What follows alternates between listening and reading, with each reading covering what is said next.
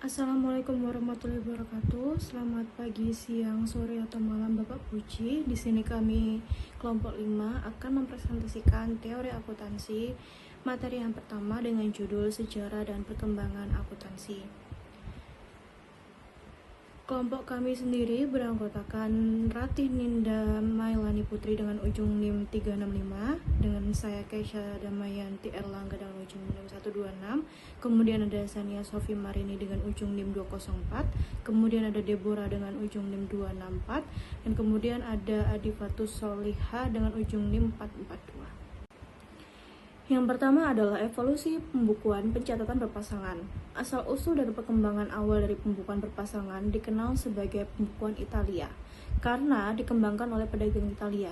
Buku pertama yang diketahui menggunakan sistem ini adalah catatan keuangan Masari dari Genoa pada tahun 1340. Luca Pacioli, seorang biarawan Fransiskan, dianggap sebagai orang yang memperkenalkan sistem ini secara luas melalui publikasi bukunya pada tahun 1494. Nah, kontribusi Luca Pacioli ini dalam karyanya, Pacioli menjelaskan cara penggunaan debit dan kredit untuk memastikan keseimbangan dalam pencatatan transaksi. Ia juga merekomendasikan perhitungan laba secara berkala serta praktik penutupan pembukuan pada akhir periode akuntansi tertentu. Selanjutnya adalah perkembangan menurut Cushing. Menurut Cushing, seiring waktu, sistem pembukuan berpasangan mengalami beberapa inovasi, seperti yang pertama, pengenalan jurnal khusus untuk mencatat transaksi tertentu, yang kedua, penyusunan laporan keuangan secara berkala, ketiga, perluasan penerapan sistem ini ke organisasi lain, termasuk lembaga keagamaan dan pemerintahan, yang keempat, pemisahan akun persediaan berdasarkan jenis barang yang dimiliki, dan yang kelima, meningkatnya kebutuhan akan audit, akuntansi biaya, serta konsep kesinambungan usaha, periodisasi, dan akrual. Selanjutnya yaitu perkembangan di era modern. Perkembangan akuntansi di era modern ditandai dengan standarisasi dan penyempurnaan teknik pencatatan untuk menghadapi kompleksitas bisnis yang semakin meningkat. Sejak tahun 1915, metode depresiasi mulai dikembangkan untuk mencerminkan penurunan nilai aset secara lebih akurat. Sementara, akuntansi biaya berkembang pada abad ke-19 untuk membantu pengendalian dan efisiensi operasional. Selain itu, teknik pencatatan untuk transaksi seperti pembayaran di muka dan akrual mulai diterapkan secara luas pada paruh kedua abad ke-19, memungkinkan pelaporan keuangan yang lebih sesuai dengan prinsip periodisasi. Seiring dengan semakin kompleksnya transaksi bisnis, standar akuntansi terus diperbarui untuk menangani isu-isu seperti konsolidasi laporan keuangan, akuntansi keuangan untuk instrumen derivatif, dan pengungkapan informasi non-keuangan. Pada akhirnya, perkembangan ini mendorong lahirnya regulasi yang lebih ketat dan sistem pelaporan yang lebih transparan untuk memenuhi kebutuhan berbagai pemangku kepentingan termasuk investor, regulator, dan masyarakat umum. Selanjutnya adalah perkembangan prinsip-prinsip akuntansi. Yang pertama adalah fase kontribusi manajemen yang ada pada tahun 1900 hingga 1933. Pada tahap ini, manajemen memiliki kendali penuh atas informasi keuangan yang diungkapkan dalam laporan tahunan. Prinsip-prinsip akuntansi berkembang secara ad hoc, atau yang berarti metode akuntansi yang disesuaikan secara situasional tanpa ada pedoman atau standar yang mengikat, untuk menangani masalah mendesak tanpa dukungan teori yang kuat. Fokus utama adalah pada minimasi pajak dan perataan laba atau income smoothing, karena tidak ada standar yang mengikat sehingga solusi yang diambil lebih bersifat praktis dan fleksibel. Selanjutnya akan dijelaskan oleh rekan saya.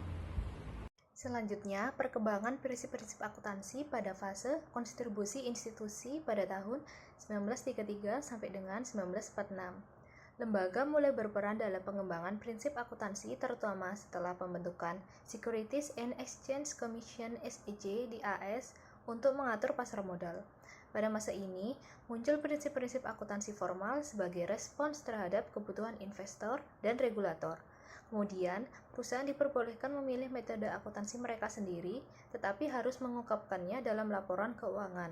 Lembaga seperti Komite Prosedur Akuntansi (CAP) mulai menerbitkan Accounting Research Bulletins atau ARBS pada tahun 1938. Untuk selanjutnya, pada fase kontribusi profesional pada tahun 1959 sampai dengan 1973. ditandai dengan upaya profesionalisasi standar akuntansi melalui pembentukan Accounting Principles Boards (APB) dan Accounting Research Division. Tujuan utama fase ini adalah untuk mengembangkan prinsip-prinsip akuntansi yang lebih sistematis dan berbasis penelitian guna menciptakan standar yang lebih seragam dan ditetapkannya secara luas. Namun, APB menghadapi banyak kritik karena ketergantungannya pada asosiasi profesional, kurangnya kerangka teori yang jelas, serta fleksibilitas yang masih diberikan dalam memilih metode akuntansi yang menyebabkan inkonsistensi dalam pelaporan keuangan. Kelemahan ini akhirnya mendorong pembubaran APB dan pembentukan Financial Accounting Standards Board atau FASB pada tahun 1973 yang berfungsi sebagai lembaga independen dengan otoritas lebih kuat dalam menetapkan standar akuntansi yang lebih ketat dan berbasis kerangka konseptual yang lebih jelas. Selanjutnya, untuk fase politisasi akuntansi 1973 sampai saat ini, semakin kuatnya pengaruh berbagai kelompok kepentingan dalam proses penempatan standar akuntansi. Pada periode ini, standar akuntansi tidak lagi hanya ditentukan oleh profesional dan akademisi, tetapi juga dipengaruhi oleh regulator, pemerintah, serta intensitas bisnis yang memiliki kepentingan dalam laporan keuangan. Salah satu momen penting dalam fase ini adalah laporan Metcalfe yang mengkritik dominasi perusahaan akuntansi besar dalam proses penyusunan standar dan menyoroti perlunya transparansi serta akuntabilitas yang lebih baik dalam regulasi akuntansi. Selain itu, munculnya kerangka konseptual dalam standar akuntansi bertujuan untuk memberikan dasar teori yang lebih kuat guna mengurangi fleksibilitas dalam penerapan prinsip-prinsip akuntansi. Dengan adanya berbagai kepentingan yang terlibat, standar akuntansi terus berkembang menjadi lebih kompleks untuk menyeimbangkan kebutuhan berbagai pemangku kepentingan baik dari segi transparansi, kebutuhan regulasi maupun dampaknya terhadap keputusan ekonomi. Selanjutnya, hubungan akuntansi dan kapitalisme. Tesis Sombart berpendapat bahwa pembukuan entry ganda telah memberikan kontribusi pada perkembangan kapitalisme, sebab memungkinkan pengusaha kapitalis untuk merencanakan, memprediksi, dan mengukur dampaknya kegiatan, dan adanya kemungkinan pertumbuhan perusahaan melalui pemisahan pemilik dan bisnis. Nah, untuk hubungan akuntansi dan kapitalisme, Yami juga berpendapat bahwa pembukuan entry ganda awal hanya digunakan sebagai pencatatan transaksi, bukan untuk melacak keuntungan dan modal. Baik, selanjutnya adalah topik yang masih berhubungan antara akuntansi dengan kapitalisme. Yang pertama adalah akuntansi sebagai alat kapitalisme. Yang pertama adalah kapitalisme menuntut pencatatan dan juga pelaporan keuangan yang transparan agar investor dan juga pemilik modal dapat menilai kinerja perusahaan. Yang kedua adalah akuntansi berkembang untuk memenuhi kebutuhan kapitalisme dalam menyediakan informasi keuangan yang terpercaya. Selanjutnya adalah pemisahan kepemilikan dan juga manajemen. Dalam sistem kapitalisme, pemilik perusahaan seringkali tidak terlibat langsung dalam operasi bisnis, dan akuntansi berfungsi sebagai alat pengawas untuk memastikan manajer mengelola perusahaan sesuai dengan kepentingan pemilik modal. Selanjutnya ada standarisasi akuntansi dan pasar modal, di mana kapitalisme ini mendorong pembentukan standar akuntansi seperti GAAP dan juga IFRS untuk meningkatkan kepercayaan di pasar modal. Nah, laporan keuangan juga menjadi instrumen utama dalam menilai kinerja perusahaan dan mengalokasikan sumber daya, ekonomi, dan kapitalis. Nah, selanjutnya ada akuntansi dan akumulasi modal. Akuntansi dalam kapitalisme tidak hanya mencatat transaksi, tetapi juga membantu perusahaan dalam perencanaan pajak, investasi, dan juga strategi keuangan. Prinsip konservatif akuntansi digunakan untuk menjaga stabilitas keuangan perusahaan dan mengurangi risiko bagi investor. Selanjutnya adalah kritik terhadap akuntansi dalam kapitalisme. Kritik pada akuntansi dalam kapitalisme ini sering berpihak pada kepentingan modal daripada pekerja ataupun masyarakat luas. Teori akuntansi kritis menganggap bahwa akuntansi tidak netral dan merupakan alat untuk memperkuat struktur kapitalisme dengan mengutamakan pelaporan laba dan kepentingan pemegang saham.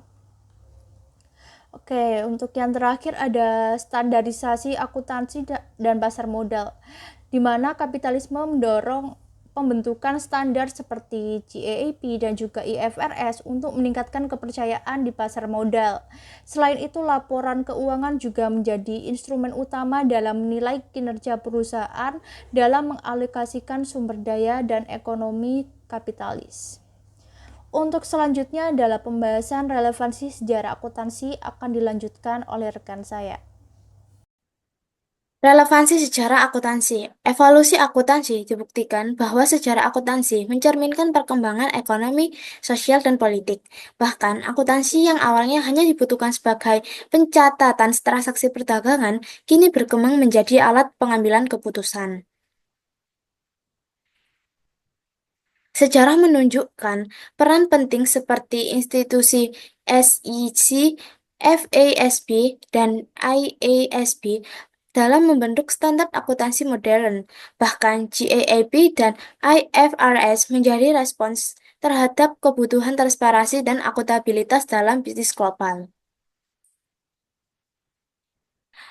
Sejarah akuntansi mempengaruhi berbagai pendekatan teori akuntansi seperti normatif, positif, dan kritis, di mana perkembangan teori-teori ini berdampak pada praktik akuntansi modern. Selain itu, sejarah juga menunjukkan bahwa teknologi mengubah cara pencatatan akuntansi yang memicu harmonisasi standar akuntansi akan lebih relevan di berbagai negara.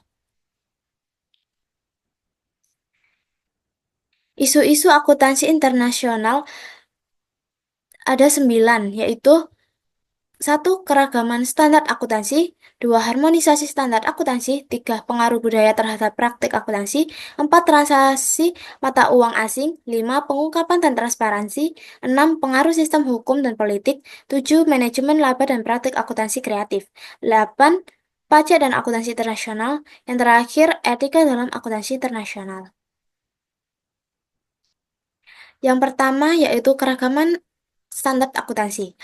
Keragaman standar akuntansi dipengaruhi oleh sistem hukum seperti common law versus civil law, sistem ekonomi seperti kapitalis versus sosialis, dan budaya seperti individualis versus kolektif. Perbedaan ini menyebabkan kesulitan dalam membandingkan laporan keuangan dari berbagai negara yang dapat menghambat investasi lintas batas dan pengambilan keputusan ekonomi. Contohnya, Amerika Serikat menggunakan GAAP, sementara banyak negara lain yang mengadopsi IFRS. Yang kedua adalah harmonisasi standar akuntansi. Organisasi seperti International Accounting Standard Board berupaya mengharmonisasi standar akuntansi melalui penerapan IFRS. Tujuannya adalah mencapai konsistensi dan transparansi dalam pelaporan keuangan global. Namun, tantangan muncul karena resistensi dari beberapa negara yang memiliki standar nasional yang sudah mapan dan perbedaan interpretasi atas standar tersebut. Baik, selanjutnya adalah pengaruh budaya terhadap praktik akuntansi. Budaya mempengaruhi bagaimana informasi keuangan diproses dan dilaporkan. Misalnya, dalam budaya yang mengutamakan kerahasiaan, mungkin ada kecenderungan untuk mengungkapkan informasi yang minimal. Sementara, budaya yang lebih terbuka mungkin mendorong transparansi yang lebih besar. Hofstede mengidentifikasi beberapa dimensi budaya yang mempengaruhi praktik akuntansi seperti individualisme dan kolektivisme dan penghindaran ketidakpastian. Yang keempat yaitu translasi mata uang asing. Perusahaan yang beroperasi di berbagai negara harus menerjemahkan laporan keuangan mereka ke dalam mata uang pelaporan. Fluktuasi nilai tukar dapat mempengaruhi nilai aset, kewajiban, pendapatan, dan beban yang pada gilirannya mempengaruhi kinerja keuangan yang dilaporkan. Metode translasi yang berbeda seperti metode kurs historis vs kurs kini dapat menghasilkan hasil yang berbeda dalam laporan keuangan. Yang kelima yaitu pengungkapan dan transparansi. Ada perbedaan signifikan dalam tingkat pengungkapan informasi keuangan di berbagai negara. Beberapa yurisdiksi mungkin mewajibkan pengungkapan yang luas, sementara yang lain mungkin memiliki persyaratan minimal. Perbedaan ini dapat mempengaruhi persepsi investor terhadap resiko dan kinerja perusahaan. 6 yaitu pengaruh sistem hukum dan politik. Negara dengan sistem hukum common law cenderung memiliki standar akuntansi yang lebih berbasis prinsip, sementara negara dengan sistem court law mungkin memiliki standar yang lebih rinci dan berbasis aturan. Lingkungan politik juga mempengaruhi regulasi akuntansi, terutama dalam hal investasi, pemerintah dalam menetapkan standar dan praktik akuntansi. 7. Manajemen laba dan praktik akuntansi kreatif. Perbedaan dalam standar dan praktik akuntansi dapat dimanfaatkan oleh manajemen untuk memanipulasi laporan keuangan, baik untuk tujuan pajak, meningkatkan citra perusahaan, atau memenuhi target kinerja tertentu. Praktik ini menimbulkan kekhawatiran tentang keandalan dan integritas informasi keuangan yang dilaporkan. Yang ke-8 yaitu pajak dan akuntansi internasional. Setiap negara memiliki sistem pajak yang unik, yang mempengaruhi bagaimana pendapatan dan beban diakui dan dilaporkan.